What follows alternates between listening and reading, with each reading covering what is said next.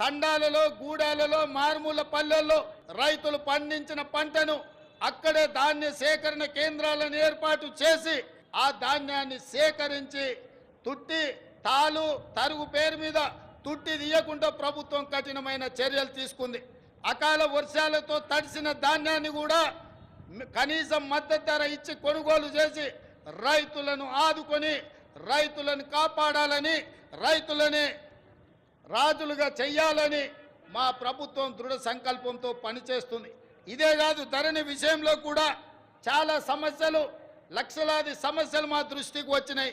వాటిని పరిష్కరించడానికి ధరణి విషయంలో కూడా ఒక కమిటీని ఏర్పాటు చేసి ప్రతి సమస్యను పరిష్కరించి ధరణిలో జరిగిన లోపాలను సరిదిద్ది ప్రతి రైతుకు ప్రతి వాడికి మేలు జరిగే విధంగా ధరణి ప్రక్షాళన కార్యక్రమాన్ని మా ప్రభుత్వం తీసుకొని ముందుకు వెళ్తుంది.